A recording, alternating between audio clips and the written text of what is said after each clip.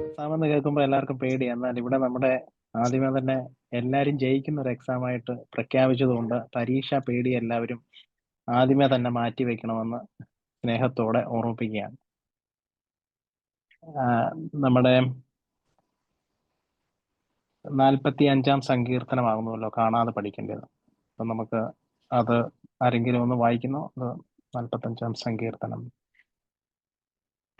എന്റെ ഹൃദയം ശുഭവചനത്താൽ കവിയുന്നു. എന്റെ കൃതി രാജാവിന് വേണ്ടിയുള്ളത് എന്ന് ഞാൻ പറയുന്നു. എന്റെ നാവ് സമർത്ഥനായ ലേഖകന്റെ എഴുത്തുകോലാകുന്നു. നീ മനുഷ്യപുത്രന്മാരിൽ അതിസുന്ദരൻ, ലാവണ്യം നിന്റെ അധരങ്ങളിന്മേൽ പകർന്നിരിക്കുന്നു. അതുകൊണ്ട് ദൈവം നിന്നെ എന്നേക്കും അനുഗ്രഹിച്ചിരിക്കുന്നു. വീരനായുള്ളവേ, നിന്റെ വാൾ അരക്കി കെട്ടുക, നിന്റെ തേജസ്സും നിന്റെ മഹിമയും തന്നെ. സത്യവും സൗമ്യതയും നീതിയും പാലിക്കേണ്ടതിന് നീ മഹിമയോടെ കൃതാർത്ഥനായി വാഹനമേറി എഴുന്നള്ളുക. നിന്റെ വലങ്കൈ ഭയങ്കര കാര്യങ്ങളെ നിനക്ക് ഉപദേശിച്ചു തരുമാറാകട്ടെ. നിന്റെ അസ്ത്രങ്ങൾ മൂർച്ചയുള്ളവയാകുന്നു. ജാതികൾ നിന്റെ കീഴിൽ വീഴുന്നു. രാജാവിന്റെ ശത്രുക്കളുടെ നെഞ്ചത്ത് അവ തറയ്ക്കുന്നു. ദൈവമേ, നിന്റെ സിംഹാസനം എന്നും എന്നേക്കുള്ളതാകുന്നു. നിന്റെ രാജത്വത്തിന്റെ ചെങ്കോൽ നീതിയുള്ള ചെങ്കോലാകുന്നു. നീ നീതിയെ ഇഷ്ടപ്പെട്ട് ദുഷ്ടതയെ ദോഷിക്കുന്നു. അതുകൊണ്ട് ദൈവം നിന്റെ ദൈവം തന്നെ. നിന്റെ കൂട്ടുകാരിൽ പരമമായി നിന്നെ ആനന്ദതൈലം കൊണ്ട് അഭിഷേകം ചെയ്തിരിക്കുന്നു. നിന്റെ വസ്ത്രമെല്ലാം മൂറും ചന്ദനവും ലവംഗവും കൊണ്ട് സുഗന്ധമായിരിക്കുന്നു. ദന്തമന്ദിരങ്ങളിൽ നിന്ന് കമ്പിനാഥം നിന്നെ സന്തോഷിപ്പിക്കുന്നു. നിന്റെ സ്ത്രീരത്നങ്ങളുടെ കൂട്ടത്തിൽ രാജകുമാരികളുണ്ട്. നിന്റെ വലത്ത് ഭാഗത്ത് രാജ്ഞി ഓഫീർ തങ്കം അണിഞ്ഞു നിൽക്കുന്നു. അല്ലയോ കുമാരി, കേൾക്കാൻ നോക്കുക, ചെവി ചായ്ക്ക, സ്വജനത്തെയും നിന്റെ പിതൃഭവനത്തെയും മറക്ക. അപ്പോൾ രാജാവ് നിന്റെ സൗന്ദര്യത്തെ ആഗ്രഹിക്കും. അവൻ നിന്റെ നാഥനല്ലോ, നീ അവനെ നമസ്കരിച്ചു കൊള്ളുക. സോർ നിവാസികൾ ജനത്തിലെ ധനവാന്മാർ തന്നെ കാഴ്ചവെച്ച് നിന്റെ മുഖപ്രസാദം തേടും. അന്തപുരത്തിലെ രാജകുമാരി ശോഭ പരിപൂർണയാകുന്നു. അവളുടെ വസ്ത്രം പൊൻ കസവ് കൊണ്ടുള്ളത്. അവളെ ചിത്രത്തയ്യുള്ള വസ്ത്രം ധരിപ്പിച്ച് രാജസന്നിധിയിൽ കൊണ്ടുവരും. അവളുടെ തോഴിമാരായ കൂടെ നടക്കുന്ന കന്യകമാരെയും നിന്റെ അടുക്കൽ കൊണ്ടുവരും. സന്തോഷത്തോടും ഉല്ലാസത്തോടും കൂടെ അവരെ കൊണ്ടുവരും. അവർ രാജമന്ദിരത്തിൽ പ്രവേശിക്കും. നിന്റെ പുത്രന്മാർ നിന്റെ പിതാക്കന്മാർക്ക് പകരമിരിക്കും. സർവ്വഭൂമിയിലും നീ അവരെ പ്രഭുക്കന്മാരാക്കും. ഞാൻ നിന്റെ നാമത്തെ എല്ലാ തലമുറകളിലും ഓർക്കുമാറാക്കും. അതുകൊണ്ട് ജാതികൾ എന്നേക്ക് നിനക്ക് സ്തോത്രം ചെയ്യും. ഈ 45-ാം സങ്കീർത്തനം എന്ന് പറയാൻ രാജാവിന്റെ വിവാഘോഷ ഗീതം എന്നാണ്. അപ്പം എൻ്റെ നിങ്ങളുടെയും പരിശുദ്ധ മാമോദിസ കൂദാശയിലൊക്കെ പാടുന്ന പാട്ട് നോക്കുക, ചെവി ചായിക്കുക എന്ന് പറയുന്ന ആ പാട്ടൊക്കെ 45-ാം സങ്കീർത്തനത്തിൽ നിന്ന് വന്നിട്ടുള്ളതാണ്. മാമോദിസ കൂദാശയ്ക്ക് പാടുന്ന പാട്ട്. ഇത് കോരഹ പുത്രന്മാരുടെ ഒരു സങ്കീർത്തനമാണ്, ഒരു ധ്യാന കീർത്തനമാണ്. ഇതിനെ പ്രേമഗീതമായിട്ടും കാണുന്നുണ്ട്. നമ്മുടെ മാമോദിസ കൂദാശയ്ക്ക് ഉപയോഗിക്കുന്ന പാട്ടിന്റെ ഏതാനും ഈരടികൾ ഈ വേദഭാഗത്തു നിന്ന് എടുത്തിട്ടുള്ളതാണെന്നുള്ള കാര്യം സ്നേഹത്തോട് ഓർപ്പിക്കുന്നത് നിങ്ങൾ വായിക്കണം. എല്ലാവർക്കും കേൾക്കാൻ പറ്റുന്നുണ്ടോ? ഓക്കെ. നമ്മൾ ലാസ്റ്റ് നമ്മൾ പാട്ട് പാടി നമുക്ക് അവസാനിപ്പിക്കാം. ഈ പ്രാവശ്യത്തെ നമ്മുടെ പ്രാർത്ഥന നിങ്ങൾ ശ്രദ്ധിച്ചു കാണും. ഏതായിരിക്കും? കഴിഞ്ഞ പ്രാവശ്യം നമുക്ക് ഏതായിരുന്നു പ്രാർത്ഥന? വേദപുസ്തകം വായിക്കുന്നതിന് മുമ്പുള്ള പ്രാർത്ഥന ഓർമ്മയുണ്ടോ? പരീക്ഷയ്ക്ക് വേണ്ടി പഠിച്ചാണെങ്കിലും ഈ പ്രാവശ്യത്തെ നമ്മുടെ പ്രാർത്ഥന നിങ്ങൾ ആരും ശ്രദ്ധിച്ചു കാണുമോ? നിങ്ങളുടെ ആ ബുക്ക് എല്ലാവരുടെയും കയ്യിലുണ്ടോ? നമ്മുടെ ബുക്ക് എല്ലാവർക്കും ഷെയർ ചെയ്തിട്ടുണ്ട്. സ്വപ്രാരം മരണമില്ലാത്തവന് തന്റെ മനുഷ്യവർഗം. ആ പ്രാർത്ഥന ഏത് പ്രാർത്ഥനയാണ് നിങ്ങൾക്ക് പറയാൻ പറ്റുമോ? ഞാനൊന്ന് വായിക്കാം. സ്വഭാവപ്രകാരം മരണമില്ലാത്തവനും തന്റെ മനുഷ്യവർഗം മുഴുവന്റെയും ജീവനും രക്ഷയ്ക്കും വേണ്ടി വന്ന് വിശുദ്ധിയും മഹത്വം വെടുപ്പുള്ള ദൈവമാതാവായ കന്യാമറിയാമിൽ നിന്ന് ഭേദം കൂടാതെ മനുഷ്യനായി തീരുകയും ഞങ്ങൾക്ക് വേണ്ടി കുരിശിക്കപ്പെടുകയും ചെയ്തവനായ സ്വർഗീയ പിതാവിന്റെ ഏകപുത്രനും വചനവും രാജാവുമായ എന്റെ കർത്താവെ, ഞാൻ നിന്നെ പുകഴ്ത്തും. തന്റെ മരണത്താൽ ഞങ്ങളുടെ മരണത്തെ ചവിട്ടിക്കൊന്നവനും വിശുദ്ധത്തിൽ ഒരുവനും പിതാവിനോടും പുത്രനോടും ജീവനുള്ള വിശുദ്ധ റൂഹായോടും ഒന്നിച്ച് വന്ദിക്കപ്പെട്ട് സ്തുതിക്കപ്പെടുന്നത് ഞങ്ങളുടെ മശിയാമ്പരാ, ഞങ്ങളെല്ലാവരോടും കരുണ ചെയ്യണമേ. ഇത് കേട്ടിട്ട് നിങ്ങൾക്ക് എന്തെങ്കിലും ഐഡിയ കിട്ടിയോ? മിടുക്കരാ, നിങ്ങൾ മിടുക്കരാ. നിന്മാതാവ് ശുദ്ധന്മാരുടെ പ്രോസ് ആണിത്. അപ്പം ആ പ്രോസ് അതാണ് ഈ പ്രാവശ്യത്തെ നമ്മുടെ പാട്ട്. അപ്പം നിങ്ങൾ രാവിലെയും വൈകിട്ടും ഈ സങ്കീർത്തനം രാവിലെ വൈകിട്ടോ എപ്പോഴെങ്കിലും ഇതിങ്ങനെ കാണാതെ ചൊല്ലിയാൽ നമ്മൾ ബൈഹാർട്ടാക്കാൻ പറ്റും. പാട്ടും നമുക്കറിയാവുന്ന വലിയ നോമ്പിലെ പാട്ടാണ്. ഞാൻ ആമുഖത്തിലേക്ക് കടക്കുകയാണ്. നമുക്ക് കഴിഞ്ഞ പ്രാവശ്യം നമ്മൾ പഠിച്ചത് ഏത് പുസ്തകമായിരുന്നു എക്സാമിന് വേണ്ടി? എബ്രായർ. എബ്രായർ. എബ്രായർ. അപ്പം നിങ്ങൾക്ക് അതൊക്കെ ഓർമ്മയുണ്ട്, നല്ല കാര്യം. ഈ പ്രാവശ്യം നമുക്ക് രൂത്തും എസ്തേറിന്റെയും പുസ്തകമാണ്. ഞാൻ ഈ നമുക്ക് തന്നിരിക്കുന്ന നോട്ടിൽ കൂടാതെ അഡീഷണൽ ആയിട്ട് ഇച്ചിരി കൂടെ ഞാൻ കരുതിയിട്ടുണ്ട്. അത് ഞാൻ നിങ്ങൾക്ക് ഏറ്റവും അവസാനം ഗ്രൂപ്പിൽ ഷെയർ ചെയ്യാം, ഞാൻ എഴുതിയ നോട്ട്. വിശുദ്ധ വേദപുസ്തകത്തിൽ സ്ത്രീകളുടെ പേരിൽ അറിയപ്പെടുന്ന 2 പുസ്തകങ്ങളാണ്. ഏതൊക്കെ? രൂത്തും എസ്തേറിന്റെ പുസ്തകങ്ങൾ. ഒരാള് മോവാബിയ സ്ത്രീയായ രൂത്തും 2 യഹൂദയ സ്ത്രീയായ എസ്തേറും. 2 വ്യത്യസ്ത സമയങ്ങളിൽ ദൈവത്തോടുള്ള തങ്ങളുടെ ഭക്തിയും വിശ്വസ്തയും അവരുടെ ജീവിതത്തിലൂടെ വ്യക്തമാക്കുന്ന കൃതികളാണ് രൂത്തിന്റെയും എസ്തേറിന്റെയും. ഒരാള് വിജാതീയരും ഒരാള് ജാതിയെയും പ്രതിനിധീകരിക്കുക. വിജാതീയര് എന്ന് പറഞ്ഞ മോവാബിയ സ്ത്രീയായ രൂത്ത്, യഹൂദ സ്ത്രീയാണ് എസ്തേർ എന്ന് പറയുന്നത്. നമുക്ക് ആദ്യം രൂത്തിലേക്ക് കടക്കാം. രൂത്ത്, ഞാനിപ്പോൾ നിങ്ങളുടെ കയ്യിൽ ഈ നോട്ടുണ്ട്, അത് നിങ്ങൾ തന്നെ വായിക്കുകയും ഞാനും വായിക്കാം. പക്ഷെ എൻ്റെ കയ്യിൽ ഞാൻ അല്ലാതെ ഈ പരീക്ഷയ്ക്ക് ഒരു പക്ഷെങ്കിൽ നിങ്ങൾക്കൊരു അറിവിന് വേണ്ടി കൂടെ ഞാൻ ഇച്ചിരി കൂടെ ഒന്ന് വിശദീകരിക്കുകയാണ്. ഇതിനകത്തിലുള്ള കാര്യങ്ങൾ തന്നെയാണ്. രൂത്ത് എന്ന വാക്കിന്റെ അർത്ഥം ആർക്കെങ്കിലും അറിയാമോ? രൂത്തിന്റെ വേർഡ് മീനിങ് സൗഹൃദം എന്നാണ്. സൗഹൃദം എന്നാണ് രൂത്ത് എന്ന വാക്കിന്റെ അർത്ഥം. 12 പ്രാവശ്യം ഈ പേര് ഈ പുസ്തകത്തിൽ കാണുന്നുണ്ട്. ന്യൂ ടെസ്റ്റ്മെന്റിൽ ക്രിസ്തുവിന്റെ വംശാവലിയിൽ വിശുദ്ധ മത്തായിയുടെ സുവിശേഷം 1-ാം അധ്യായം 5-ാമത്തെ വാക്യത്തിൽ കാണുന്നുണ്ട്. രൂത്തിനെ കർത്താവിന്റെ വംശാവലിയിൽ, ജീനിയോളജിയിൽ എഴുതിയിരിക്കുന്നു. ഈ രൂത്ത് ഒരു വിദേശിയായി ബേത്ലഹേമിലേക്ക് എത്തിയ ആളാണ്. നമ്മളും ഇന്ത്യയിൽ നിന്ന് ന്യൂസിലാൻഡിൽ വന്നതുപോലെ വിദേശിയായി, ഒരു പ്രവാസിയായി രൂത്ത് ബേത്ലഹേമിലേക്ക് വന്ന്, ആദ്യം രൂത്ത് ദാസിയായിരുന്നു, പിന്നെ രൂത്ത് ബോവാസിന്റെ ഭാര്യയായി, പിന്നീട് ക്രിസ്തുവിന്റെ വംശാവലിയിലെ ഒരു കണ്ണിയായി തീരുന്നതായിട്ട് നമുക്ക് കാണാൻ സാധിക്കുന്നുണ്ട്. ഈ രൂത്തിന്റെ പുസ്തകം സ്ഥലവും കാലവും എന്ന് പറയുന്നത് BC 1000 എഴുതപ്പെട്ടു എന്ന് അനുമാനിക്കുന്ന ഒരു പുസ്തകമാണ് രൂത്തിന്റെ പുസ്തകം. BC 100. എഴുത്തുകാരൻ ഇത് എഴുതിയിരിക്കുന്നത്, അതിനെക്കുറിച്ച് ഒരിടത്തും സൂചന ഇല്ലെങ്കിലും ശൗമേൽ എന്ന് എഴുതിയെന്ന് തൽമൂദ് ഗ്രന്ഥത്തിൽ പറയുന്നുണ്ട്. ശൗമേലാണ് ഇത് എഴുതിയത്. ഇതിന്റെ പശ്ചാത്തലവും സന്ദർഭവും നിങ്ങൾക്ക് ക്യാച്ചപ്പ് ചെയ്യാൻ പറ്റുന്നുണ്ടോ? സ്പീഡാണോ? അല്ലല്ല. എഴുത്തുകാരൻ ശൗമേലാണെന്ന് പറയുന്നുണ്ട്. പശ്ചാത്തലവും സന്ദർഭവും 4 രംഗങ്ങളിലായിട്ടാണ് രൂത്തിലെ സംഭവങ്ങൾ നടക്കുന്നത്. ഒന്നാമത്തെ സ്ഥലം മോവാബാണ്.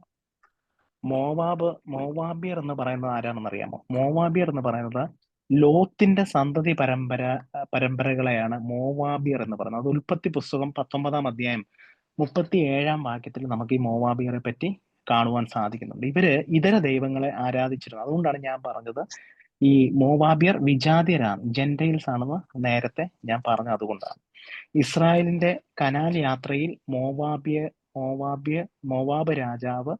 രാജാവായ ബാലാക്ക് ഇസ്രായേലിനെ ശപിക്കുവാൻ ബിലെയാം എന്ന പ്രവാചകനെ കൊണ്ടുവരുന്നതായിട്ട് നമ്മൾ സംഖ്യാപുസ്തകത്തിൽ കാണുന്നുണ്ട്.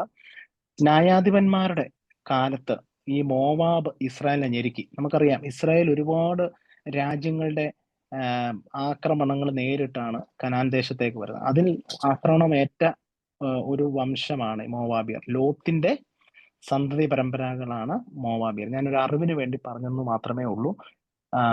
പിന്നീട് ന്യായാധിപന്മാർ ന്യായപാലനം ചെയ്തിരുന്ന കാലത്ത് നടക്കുന്ന സംഭവമാണ് ഈ രൂത്തിന്റെ പുസ്തകത്തിലെ കാര്യങ്ങൾ. അപ്പൊ 4 സ്ഥലങ്ങൾ ഇതിനകത്ത് നമുക്ക് കാണാം. മോവാബ് കാണാം, 2 ബേത്ലഹേമിലെ ഒരു വയല് കാണാം, 3 ബേത്ലഹേമിലെ ഒരു മെതിക്കളം, 4 ബേത്ലഹേം പട്ടണം. ഈ 4 സ്ഥലങ്ങളിൽ വെച്ച് നടക്കുന്ന കാര്യങ്ങളാണ് രൂത്തിന്റെ പുസ്തകത്തിൽ പ്രധാനമായിട്ടും കാണുന്നത്. ഞാൻ ഓർമ്മിപ്പിച്ചതുപോലെ ന്യായാധിപന്മാർ ന്യായപാലനം ചെയ്തിരുന്ന കാലത്താണ് ഈ സംഭവം നടക്കുന്നത്. ഇതിന്റെ ഉള്ളടക്കം എന്ന് പറയുന്നത് ജാതികളും ദൈവിക വീണ്ടെടുപ്പിന്റെ പദ്ധതിയിൽ ഉൾപ്പെട്ടിരിക്കുന്നു. സ്ത്രീകളും കൃപയാലുള്ള രക്ഷയ്ക്ക് കൂട്ടവകാശികളാണെന്ന് ഈ പുസ്തകം സാക്ഷ്യപ്പെടുത്തുന്നു. മൂന്നാമതായി സൽഗുണയായ സ്ത്രീയെ രൂത്ത് ചിത്രീകരിക്കുന്നു. അപ്പം ഇത് കേൾക്കുന്ന എല്ലാ സ്ത്രീകളും ആരെ പോലെ ആകണം? രൂത്തിനെ പോലെ എന്താകണം? സൽഗുണ സമ്പൂർണയായ സ്ത്രീ ആകണം. രൂത്തിന്റെ നല്ല ഗുണങ്ങൾ നിങ്ങൾ ഈ വേദപുസ്തകം വായിക്കുമ്പോൾ, ഈ പുസ്തകം ഇപ്പൊ നിങ്ങൾ വായിച്ചു തുടങ്ങി, ഇതിനെപ്പറ്റി ക്ലാസ്സുകൾ നിങ്ങൾക്ക് കിട്ടി എന്ന് മനസ്സിലാക്കുന്നു. അതാത് യൂണിറ്റുള്ള അച്ഛന്മാര് അത് ക്ലാസ്സും എടുത്ത് തുടങ്ങിയിട്ടുണ്ടോ മനസ്സിലാക്കുന്നു. അപ്പൊ നിങ്ങൾ ആ പുസ്തകം വായിക്കുമ്പോൾ ഈ രൂത്തിന്റെ ആ സൽഗുണങ്ങളെ നമ്മുടെ ജീവിതത്തിലും ഉൾപ്പെടുത്തണം. ഇത് നമ്മൾ പരീക്ഷയ്ക്ക് വേണ്ടി പഠിക്കുന്നുവെങ്കിലും നമ്മുടെ ജീവിതത്തിനും ഇതൊരു മുതൽക്കൂട്ടാകുവാൻ ഇടയാകണം. പിന്നീട് നമുക്ക് കാണുവാൻ സാധിക്കും ഇതിന്റെ ഉള്ളടക്കം ദൈവത്തിന്റെ പരമാധികാരവും ദൈവ കരുതലിന്റെ ചിത്രീകരണം. നമുക്കറിയാം വളരെ ഈ കഥ തുടങ്ങുന്നത് വളരെ ദുഃഖത്തിലും ട്രാജഡിയിലുമാണെങ്കിൽ തീരുമ്പം ഒരു ജോയ്ഫുൾനെസ് നമുക്ക് അവിടെ മീറ്റ് ചെയ്യാൻ സാധിക്കുന്നുണ്ട് നിങ്ങൾ ഈ അധ്യായങ്ങൾ വായിച്ചു പോകുമ്പോൾ. അതുകൊണ്ട് ദൈവത്തിന്റെ പരമാധികാരവും ദൈവത്തിന്റെ കരുതലും കാണുന്ന ഒരു പുസ്തകം കൂടിയാണ് രൂത്തിന്റെ പുസ്തകം എന്ന് പറയുന്നത്. നമുക്കറിയാം താമാർ, രാഹബ്, ബേത്ശേബ എന്നിവർക്കൊപ്പം രൂത്തും മശിഹായുടെ ജീനിയോളജിയിൽ, മശിഹായുടെ വംശാവലിയിൽ ഇടം കണ്ടെത്തുന്നതായിട്ട് നമുക്ക് കാണുവാൻ സാധിക്കുന്നുണ്ട്. ഇവിടെ ബോവാസ് എന്ന് പറയുന്ന ഒരു കഥാപാത്രം നമ്മൾ കാണുന്നത്, അദ്ദേഹത്തെ ക്രിസ്തുവിന്റെ നിഴലായിട്ടാണ് ഈ പുസ്തകത്തിൽ നമുക്ക് കാണുന്നത്. യേശു ക്രിസ്തുവിനെ നമ്മുടെ വീണ്ടെടുപ്പുകാരനായിട്ടും ഈ പുസ്തകത്തിൽ നിഴലിക്കുന്നുണ്ട്. ബൈബിളിലെ 8ാമത്തെ പുസ്തകമാണ് ഈ രൂത്തിന്റെ പുസ്തകം. 4 അധ്യായങ്ങളാണുള്ളത്, 85 വാക്യങ്ങൾ ഉണ്ട്, 14 ചോദ്യങ്ങൾ ഈ ബുക്കിൽ ഉണ്ട്.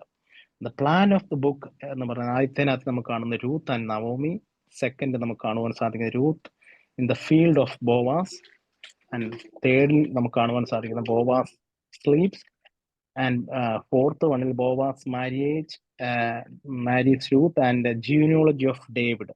ഇത്രയും കാര്യങ്ങളാണ് ഈ പുസ്തകത്തിൽ അടങ്ങിയിരിക്കുന്നത്. പിന്നീട് നമ്മുടെ ഞാൻ കോമൺ ആയിട്ട് അത്രയും പറഞ്ഞു. പിന്നെ നമ്മുടെ പുസ്തകത്തിൽ നമ്മുടെ നോട്ടിലേക്ക് വരുമ്പോൾ രൂത്തിന്റെ പുസ്തകം യഹൂദ വംശതയല്ലാത്ത ഒരു സാധാരണക്കാരിയുടെ സ്ത്രീ, പഴയ നിയമത്തിൽ ഒരു പുസ്തകം ഉണ്ടായത് രൂത്തിന്റെ പേരിലാണ്. തന്റെ ഭർത്താവിന്റെ മരണശേഷം അമ്മായി അമ്മയെ സ്വന്തം അമ്മയായി പരിചരിക്കുകയും അമ്മായി അമ്മയുടെ ദൈവത്തെ സ്നേഹിക്കുകയും ചെയ്തത് വഴി മനുഷ്യന് വേണ്ടി ദൈവം ഒരുക്കിയ രക്ഷാകര ചരിത്രത്തിലും യേശുവിന്റെ വംശാവലിയിലും പേര് ചേർക്കപ്പെട്ട ആളാണ് ആര്? രൂത്ത്. രൂത്തിന്റെ ഏറ്റവും പ്രധാനപ്പെട്ട ഘടകം എന്ന് പറയുന്നത് യേശുവിന്റെ വംശാവലിയിൽ അവളുടെ പേര് എഴുതപ്പെട്ടു എന്നുള്ളതാണ്.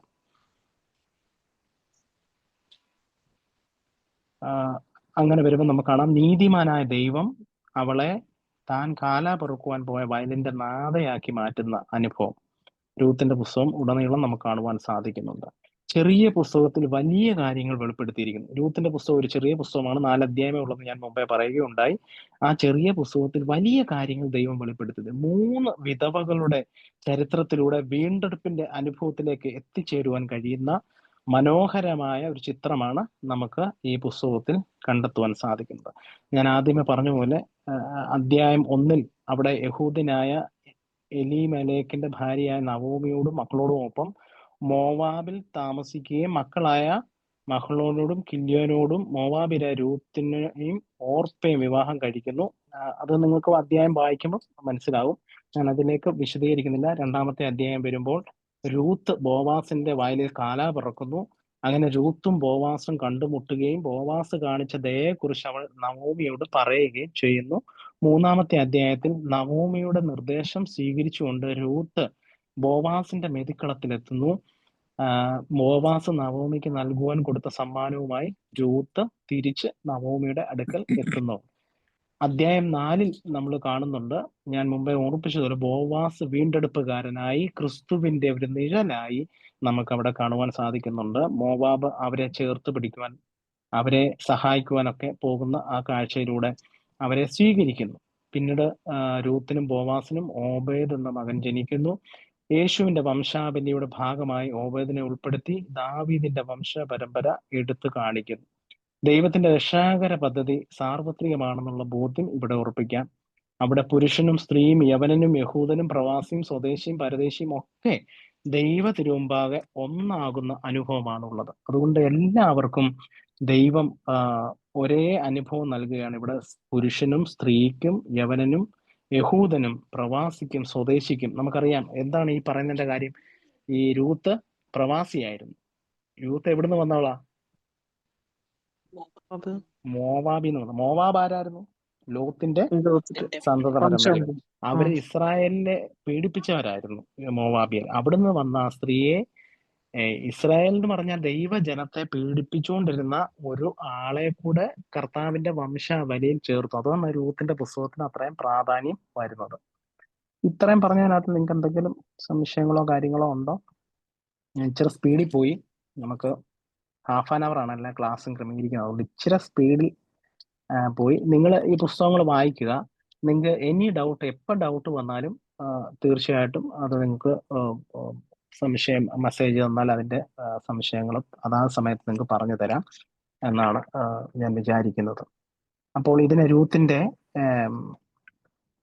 വിഷയവിഭജനവും അത് നമ്മൾ 4 അധ്യായമാണെന്ന് കണ്ടു. ആ 4 അധ്യായത്തിലെ കാര്യങ്ങൾ കണ്ടു.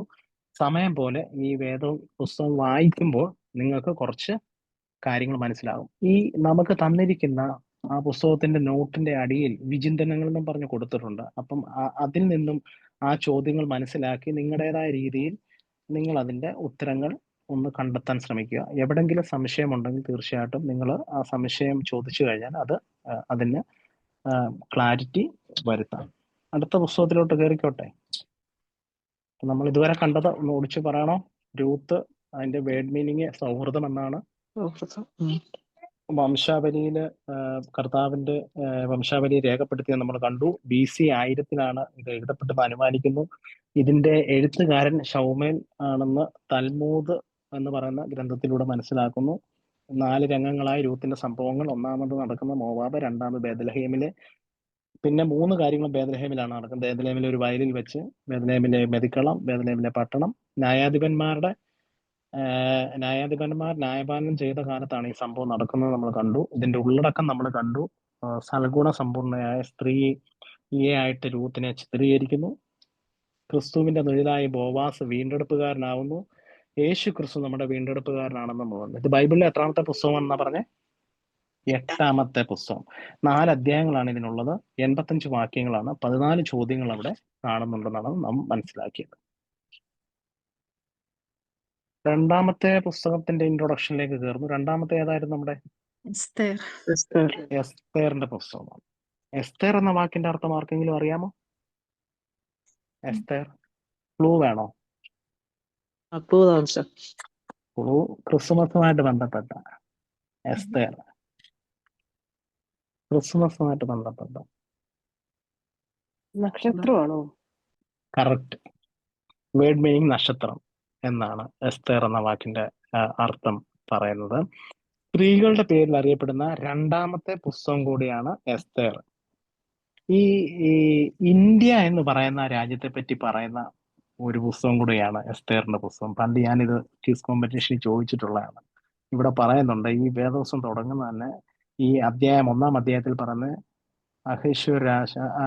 അഹേശ്വരാശിന്റെ കാലത്ത് ഹിന്ദു ദേശം മുതൽ കൂശ് വരെ 127 സംസ്ഥാനങ്ങൾ വാണ എന്ന് പറഞ്ഞാൽ തുടങ്ങുന്നത്. അപ്പൊ ഹിന്ദു ദേശം നമ്മുടെ ഇംഗ്ലീഷിൽ പറയുമ്പോൾ who regain from India to Ethiopia, Cush എന്ന് പറയുന്നത് എത്യോപ്യ എന്ന് പറയുന്ന 127 പ്രൊവിൻസിനെ പറ്റി പറഞ്ഞാണ് തുടങ്ങുന്നത്. സ്ത്രീകളുടെ പേരിൽ അറിയപ്പെടുന്ന 2-ാമത്തെ പുസ്തകമാണ് എസ്തേർ. ഇത് എഴുതിയത് BC 465-നും 435-നും ഇടയ്ക്ക് ഈ ഗ്രന്ഥം രചിക്കപ്പെട്ടു എന്നാണ് കാണുന്നത്. BC 465-നും 435-നും ഇടയ്ക്ക് ഈ ഗ്രന്ഥം രചിക്കപ്പെട്ടു എന്നാണ് കാണുന്നത്. എസ്തേറിന്റെ എഴുത്തുകാരനായി മൊർദെഖായി ആണ് എഴുത്തുകാരൻ എന്ന് ചിന്തിക്കുന്നതാണ് കൂടുതൽ അഭികാമ്യം. കാരണം അന്ന് കാലത്തെ അവിടുത്തെ എല്ലാ കാര്യങ്ങളും, ഈ എസ്തേറിന്റെ എല്ലാ കാര്യങ്ങളും ഉൾപ്പെടുത്തി അത് എഴുതിയത് മൊർദെഖായി, അതായത് എസ്തേറിന്റെ കസിനായിട്ടുള്ള മൊർദെഖായി ആണ് എഴുതിയിരിക്കുന്നതാണ് ചരിത്രകാരന്മാർ, വേദപണ്ഡിതർ സാക്ഷിക്കുന്നത്. അഗാഗ്യനായ ഹാമാൻ യഹൂദന്മാരെ ഉന്മൂലനം ചെയ്യുവാൻ പദ്ധതിയിടുന്നതും എസ്തേർ സമയോചിതമായി ഇടപെട്ട് ജനത്തെ രക്ഷിക്കുന്നതുമാണ് ഇതിന്റെ ഉള്ളടക്കം എന്ന് പറയുന്നത്. ബൈബിളിലെ 17-ാമത്തെ പുസ്തകമാണ് എസ്തേറിന്റെ പുസ്തകം. 10 അധ്യായങ്ങളുണ്ട്. 167 വാക്യങ്ങൾ ഈ എസ്തേറിന്റെ പുസ്തകത്തിലുണ്ട്. 11 കൽപ്പനകളുണ്ട്. 19 ചോദ്യങ്ങളുണ്ട്. ഒരു പ്രവചനമുണ്ട്. എന്നാൽ ദൈവത്തിന്റെ വാഗ്ദാനങ്ങളും ദൈവത്തിന്റെ വ്യക്തമായ ഒരു ദൂതും ഈ പുസ്തകത്തിൽ, ഈ എസ്തേറിന്റെ പുസ്തകത്തിലില്ല. എന്നാൽ ദൈവത്തിന്റെ നാമം ഈ ഗ്രന്ഥത്തിൽ കാണുന്നില്ലെങ്കിലും ദൈവത്തിന്റെ വിരൽ കാണാമെന്ന് മാത്യു ഹെൻറി എന്ന് പറയുന്ന ഒരു വേദപണ്ഡിതൻ പറയുന്നുണ്ട്. ഇസ്രായേലിന്റെ പ്രധാന ശത്രുവായിരുന്ന അമോലേക്കരുടെ പിന്തുടർച്ചക്കാരനാണ് ഹാമാൻ. ഞാൻ പറഞ്ഞല്ലോ, ഇസ്രായേൽ മക്കൾക്ക് ഒരുപാട് സ്ഥലത്തുനിന്ന് പീഡനങ്ങൾ ഏറ്റിട്ടുണ്ട്. അതിൽ പീഡനമേറ്റ ഒരാളെയാണ് നമ്മൾ അല്പം മുമ്പ് കണ്ടത്. ഏതാ? മോവാബിയർ.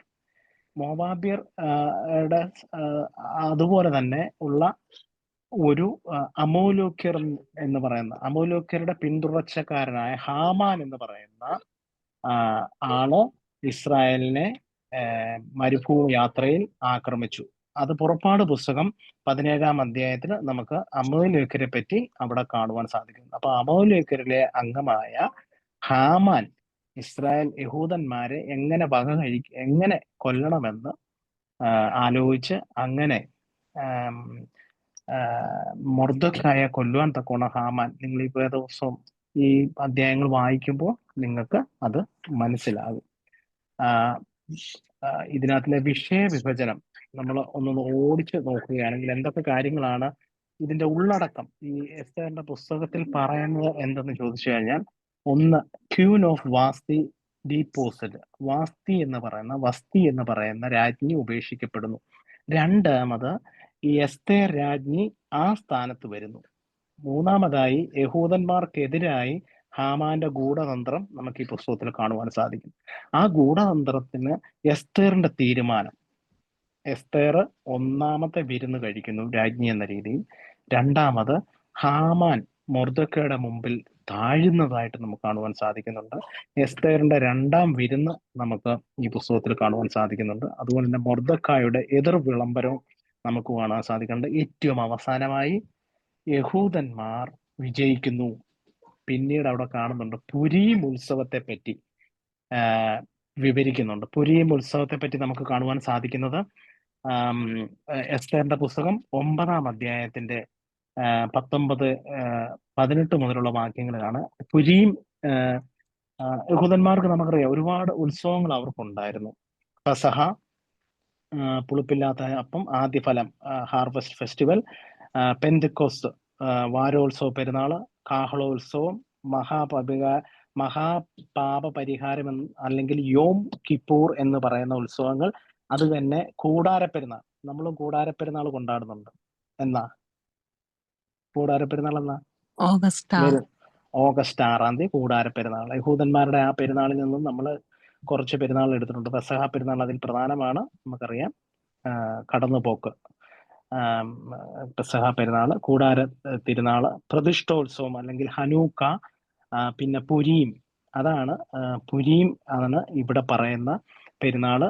അതിന്റെ എന്താ പറയുക, ഈ വേദോത്സവ പ്രകാരം പറയുന്നത്, അതുകൊണ്ട് മതിലില്ലാത്ത പട്ടണങ്ങളിൽ പാർക്കുന്ന നാട്ടുംപുറങ്ങളിലെ യഹൂദന്മാർ ആദാർ മാസം 14-ാം തീയതി സന്തോഷവും വിരുന്നുമുള്ള ദിവസവും ഉത്സവ ദിവസവും ആചരിക്കുകയും തമ്മിൽ തമ്മിൽ സമ്മാനങ്ങൾ കൊടുക്കുകയും ചെയ്യുന്നു. ആണ്ടുതോറും ആദാർ മാസം 14-ഉം 15-ഉം തീയതി യഹൂദന്മാർ തങ്ങളുടെ ശത്രുക്കളുടെ കയ്യിൽ നിന്ന് ഒഴിഞ്ഞ് വിശ്രമിച്ച ദിവസങ്ങളായും ദുഃഖം അവർക്ക് സന്തോഷമായും വിലാപം ഉത്സവമായും തീർന്ന മാസം ആചരിക്കണമെന്നും. അപ്പം പുരീം പെരുന്നാളിനെ പറ്റി അതാണ്. തമ്മിൽ തമ്മിൽ സമ്മാനങ്ങൾ കൊടുക്കുകയും അതോടൊപ്പം തന്നെ അവർക്ക് ദുഃഖത്തിന്റെ ദിവസം സന്തോഷമായി തീരുന്നതിനെയൊക്കെ പ്രതിനിധീകരിച്ച് നടത്തുന്ന പുരീം പെരുന്നാൾ. ചിലപ്പം എന്താണ് പുരീം പെരുന്നാളിനെ പറ്റി ചിലപ്പോൾ ഒരു ചോദ്യം വന്നേക്കാം. നിങ്ങളത് കൃത്യമായിട്ട് എസ്തേറിന്റെ പുസ്തകം 9-ാം അധ്യായത്തിൽ നമുക്ക് അവസാനം കാണുവാൻ സാധിക്കുന്നുണ്ട്. പിന്നെ 10-ാം അധ്യായത്തിൽ നമുക്ക് കാണുന്ന മൊർദെഖായുടെ മഹത്വമാണ്. അപ്പം അങ്ങനെയാണ് ഈ എസ്തേറിന്റെ പുസ്തകം. അപ്പൊ 2 പുസ്തകങ്ങളുടെ ഒരു ഇൻട്രൊഡക്ഷൻ ആണ് ഇന്നത്തെ നമ്മുടെ ക്ലാസ്സിൽ. പിന്നീട് നമ്മൾ വിശദമായിട്ട് ഓരോ ക്ലാസ്സിലും അതിനെപ്പറ്റി വിശദമായിട്ട് പഠിക്കാം എന്നാണ് ആഗ്രഹിക്കുന്നത്. ഞാൻ ഒരിക്കൽ കൂടി എസ്തേറിന്റെ പുസ്തകം ഒന്ന് ഓടിച്ചു പറയുന്നു. ഞാൻ ഈ നോട്ട് ഞാൻ വായിച്ചില്ല, ഞാൻ അല്ലാതെ എടുത്ത ചില പൊതുവായിട്ടുള്ള കാര്യങ്ങളാണ് പറയുന്നത്.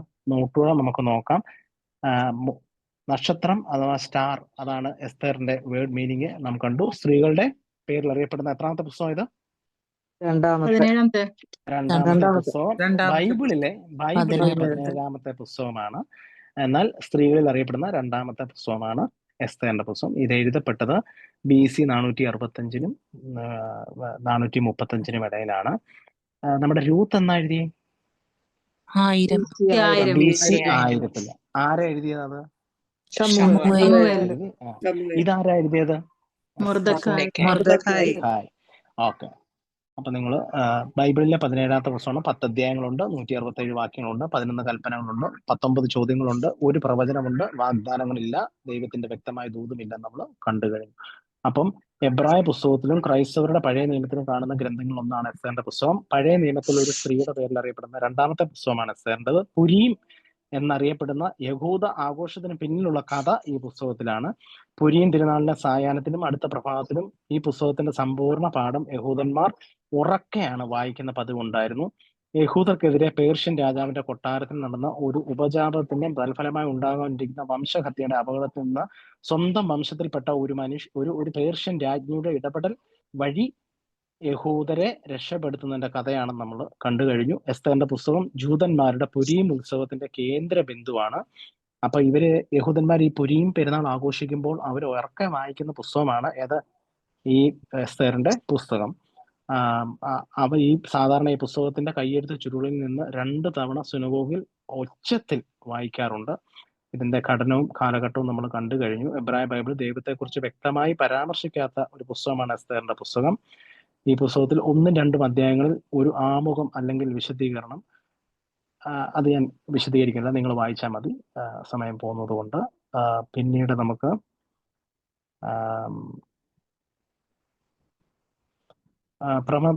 ഏറ്റവും അവസാനം വരുമ്പോൾ പ്രഥമ ദൃഷ്ടിയ വിശുദ്ധ വേദോത്സവത്തിലെ മറ്റ് പുസ്തകങ്ങളെ പോലെ ഈ പുസ്തകം ആത്മീയ ഉപദേശങ്ങൾ നൽകുന്നില്ലെങ്കിലും ഇതിൽ ഉടനീളം ചില സാൻമാർഗിക തത്വങ്ങൾ പ്രകടമാണ്. ഈ പുസ്തകത്തിലെ കാതലായ തത്വം നിന്റെ സഹോദരനെ സ്നേഹിക്കുക, നിന്റെ ശത്രുവിനെ ദ്വേഷിക്കുക എന്നതാണ്. ഒരു സമുദായത്തിന്റെ സത്താപരമായ അടിസ്ഥാനങ്ങൾ അപകടത്തിലാകുമ്പോൾ അതിലെ വ്യക്തികൾ സ്വയം ത്യജിച്ച് അതിന്റെ ഉന്നമനത്തിന് വേണ്ടി ഒരുങ്ങണമെന്നാണ് ഈ പുസ്തകം ഓർമ്മിപ്പിക്കുന്നത്.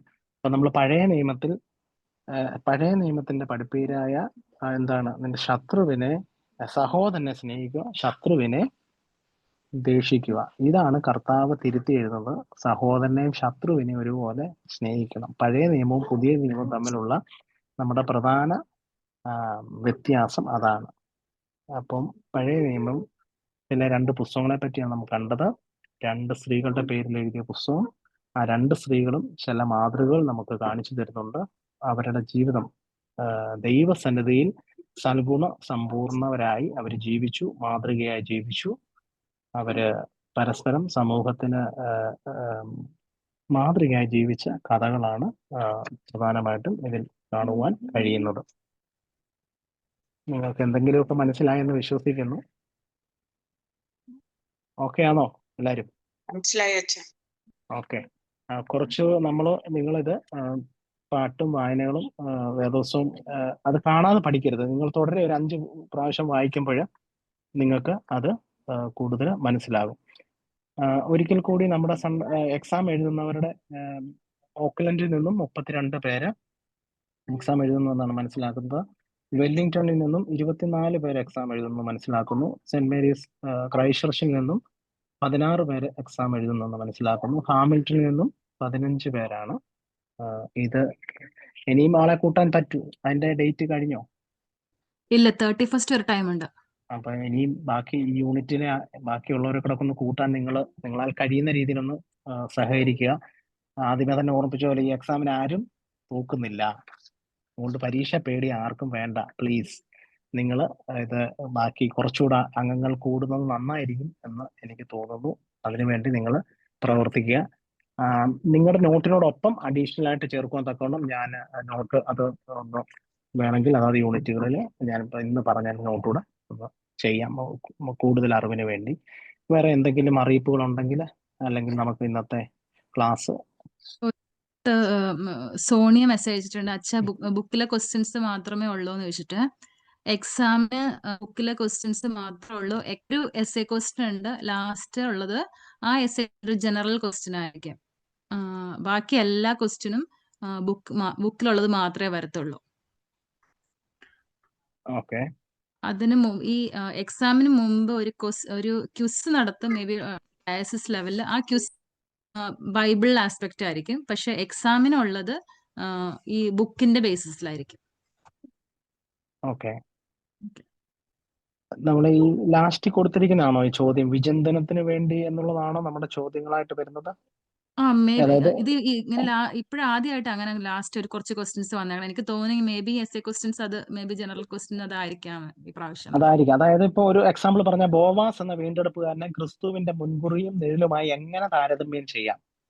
അപ്പൊ നിങ്ങൾ അത് ആ അധ്യായങ്ങൾ വായിച്ചിട്ട് നിങ്ങൾക്ക് തോന്നുന്ന ആശയത്തിൽ ക്രിസ്തുവിന്റെ ഗുണങ്ങളും ബോവാസും തമ്മിൽ നമുക്ക് ബന്ധപ്പെടുത്തി എഴുതാം. അതുകൊണ്ട് അത് നിങ്ങൾക്ക് പറഞ്ഞു തരാൻ പറ്റത്തില്ല. അത് നമ്മൾ തന്നെ ഉത്തരങ്ങൾ കണ്ടുപിടിച്ച് എഴുതുക. അങ്ങനെ കുറച്ച് ചോദ്യങ്ങൾ കൊടുത്തിട്ടുണ്ട്. നിങ്ങൾ വായിക്കുമ്പോൾ ഈ വിചിന്തനം ആ ചോദ്യങ്ങളോടൊന്ന് വായിച്ച് മനസ്സിലാക്കണം. നമുക്ക് മനപ്പാഠ വാക്യങ്ങൾ 10 വാക്യങ്ങളുണ്ട് അല്ലെ? 5 എണ്ണം. അതിൽ 5 എണ്ണം അതിനകത്ത് 5 എണ്ണം ഉറപ്പായിട്ടും വരും. Each 2 mark questions. ഒന്നാമത്തെ ഒരു വാക്യം കൂടെ ഇന്ന് നമുക്ക് വായിക്കാം. രൂത്തിന്റെ പുസ്തകം 1-ാം അധ്യായം 16-ാം വാക്യം. രൂത്ത് 1:16. എന്റെ കൂടെ എല്ലാരും ഒന്ന് ചൊല്ലിയെങ്കിൽ നല്ലതായിരുന്നു. അതിന് രൂത്ത് നിന്നെ വിട്ടു പിരിയുവാനും നിന്റെ കൂടെ വരാതെ മടങ്ങി പോകുവാനും എന്നോട് പറയരുത്. നീ പോകുന്നിടത്തേക്ക് ഞാനും പോരും. നീ പാർക്കുന്നിടത്തേക്ക് ഞാനും പാർക്കും. നിന്റെ ജനം എന്റെ ജനം, നിന്റെ ദൈവം എന്റെ ദൈവം. എന്റെ ദൈവം എന്റെ ദൈവം. ആരോട് പറഞ്ഞു? ഒരു മരുമകൾ അമ്മായിയമ്മയോട് പറഞ്ഞു. അമ്മായിമാരുള്ളവരൊക്കെ വല്ലപ്പോഴും ഒക്കെ അമ്മായിമാരോട് നല്ല കാര്യങ്ങൾ പറയും. ദൈവം അനുഗ്രഹിക്കട്ടെ. ഇന്ന് വേറെ എന്തെങ്കിലും അനൗൺസ്മെന്റ് ഉണ്ടോ? നമ്മുടെ അടുത്ത ക്ലാസ് അടുത്ത ഫ്രൈഡേ ആയിരിക്കും. ഓക്കെ. അതും എന്റെ പേരാ വെച്ചേക്കുന്നത്. പക്ഷെ ഞാൻ വേറൊരു ഗസ്റ്റിനെ തപ്പുന്നുണ്ട്. എന്നെ കണ്ട് എപ്പോഴും നിങ്ങൾ ബോർ അടിക്കണ്ട. വേറൊരാളെ നോക്കുന്നുണ്ട്. ഒരു അച്ഛനെ തന്നെ കിട്ടുവാണെങ്കിൽ ശ്രമിക്കുന്നു. ഓക്കെ. അപ്പം ബാക്കിയുള്ള എല്ലാവരും കൂടെ കൂട്ടുക. നമുക്കപ്പോൾ ഇന്ന് നമ്മുടെ പാട്ട് പാടി അവസാനിപ്പിക്കാം. നമ്മുടെ കാണാതെ പഠിക്കേണ്ട പാട്ട് സ്വർഗാദൂതർക്കൊടനെ വലിയ നോമ്പിലെ ശയന നമസ്കാരമാണ്. ഒരു മിനിറ്റ്, ഒരു വോട്ട് ഓഫ് താങ്ക്സ് പറഞ്ഞിട്ട് നമുക്ക് പാട്ട് പാടിയാൽ വോട്ട് ഓഫ് താങ്ക്സ് പറയാൻ ദലീന ആന്റി ഫ്രം ക്രൈസ്റ്റ് ചർച്ച് വിളിക്കണം. ഞാൻ എൻ്റെ കണ്ണ് പർവ്വതങ്ങളിലേക്ക് ഉയർത്തുന്നു. എൻ്റെ സഹായം എവിടെ നിന്ന് വരും? എൻ്റെ സഹായം ആകാശത്തെയും ഭൂമിയെയും സൃഷ്ടിച്ച യഹോവയിങ്കിൽ നിന്ന് വരുന്നു. 121 സങ്കീർത്തനമാണ്. എക്സാം എന്ന് കേൾക്കുമ്പോൾ നമുക്ക് എല്ലാവർക്കും ഒരു പേടിയാ, സ്ട്രെസ്സാണ് അല്ലേ? അങ്ങനെ കണ്ണ് മേലോട്ട് ഉയർത്തിയപ്പോൾ ദൈവം നമുക്ക് സഹായം അയച്ചു തന്നു. ഇന്നത്തെ സഹായം ഷിനു അച്ഛനും കൂടെ നമുക്ക് കിട്ടി. അങ്ങനെ ക്ലാസ് എടുക്കാൻ നല്ല മനസ്സോടുകൂടി ബിസി സ്കെഡ്യൂളിൻ്റെ ഇടയിൽ ക്ലാസ് എടുക്കാൻ അച്ഛന് മനസ്സ് തോന്നിയതിൽ വളരെയധികം നന്ദി. ഞങ്ങൾ എക്സാം എഴുതുന്നവരുടെ പേരിൽ അച്ഛനോട് നന്ദി പറയുന്നു. താങ്ക് യു അച്ഛൻ. പിന്നെ ഇതെല്ലാം ഓർഗനൈസ് ചെയ്ത ഓക്ലൻഡിലെ ടീമിനോടും നന്ദി പറയുന്നു. പിന്നെ ബാക്കി നമ്മളെല്ലാവരും കൂടെ ഇരുന്ന് എക്സാം ക്ലാസ് ശ്രദ്ധയോടുകൂടി ഇരുന്ന് കേട്ടതിന് അല്ലെങ്കിൽ അത് ഗ്രഹിച്ചതിന് എല്ലാവരെയും ദൈവം അനുഗ്രഹിക്കട്ടെ. എല്ലാവർക്കും ഒരിക്കൽ കൂടി നന്ദി കരയറ്റിക്കൊണ്ട് ഞാൻ എൻ്റെ കർത്തവ്യത്തിൽ നിന്ന് വിരമിക്കുന്നു. Okay, thank you aunty. എന്തെങ്കിലും വേറെ അനൗൺസ്മെന്റ് ഉണ്ടോ? ഒന്നുമില്ല. അപ്പൊ എല്ലാവരെയും കണ്ടതിൽ സന്തോഷം. ദൈവം എല്ലാവരെയും അനുഗ്രഹിക്കട്ടെ. നമുക്ക് പ്രാർത്ഥനയോടുകൂടി പിരിയാം. സ്വർഗാദൂതർക്കുടയവനെ, അവരാൽ മഹത്വപ്പെടുന്നവനെ, വന്ദനവോടെ നിനക്ക് സ്തുതി. പ്രാർത്ഥനകൾ കൈക്കൊള്ളണം. ഏകദൈവവുമായുള്ള പിതൃസുത പരിശുദ്ധാത്മാവാം സത്യപരനെ നിനക്ക് സ്തുതി. ബലഹീനരുടെ കണ്ണുനീരും ഫലമായ കാഴ്ചകൾ പോൽ കൈക്കൊള്ളുവാനെ നിനക്ക് സ്തുതി. സ്വർഗാദൂതന്മാർ തന്നെ സ്തുതിയാൽ ഘോഷിക്കുന്നവനെ, പൂജികളായ അളവില്ലാതെ നിനക്ക് സ്തുതി. പിതൃസുത പരിശുദ്ധാത്മാവാം ഏകദൈവത്തിൻ മക്കൾ നിർമ്മലമായ ബോധത്താൽ സ്തോത്രം നാം ചെയ്തേടണം. കൊല്ലും വഞ്ചനയായുള്ള പൊന്നും വെള്ളിയും നേടേണ്ട നിത്യജീവൻ പ്രാപിപ്പാൻ സത്യോപദേശം കേൾക്ക. 40 നാൾ ഉപവസിക്ക, വിശക്കുന്നവനപ്പം കൊടുക്ക, ഈശായുസുതനെ പോൽ ദിനം 7 വട്ടം പ്രാർത്ഥിക്ക. മോശെമേലിയായും 40 തന്നെ നോമ്പെടുത്തു, നമ്മുടെ കർത്താവും നോറ്റു. ആകൽ കടൽഹോപാഗ്നികളിൽ രക്ഷിക്കുന്ന പ്രാർത്ഥന. ഞങ്ങളുടെ നമസ്കാരങ്ങൾക്ക് കൃപയുടെ വാതിൽ തുറക്കണമേ. നമസ്കാരം കേൾക്കുന്നവനെ, യാചന ഞങ്ങളുടെ നമസ്കാരങ്ങൾ കേട്ട് നൽകിയിടണമേ. സിദ്ധമുള്ള ബാബാശുദ്ധുള്ള എന്റെ നാമത്താൽ ഞങ്ങളെ നീ കാത്തുകൊള്ളണമേ. രക്ഷിതാവായ പിതാവായ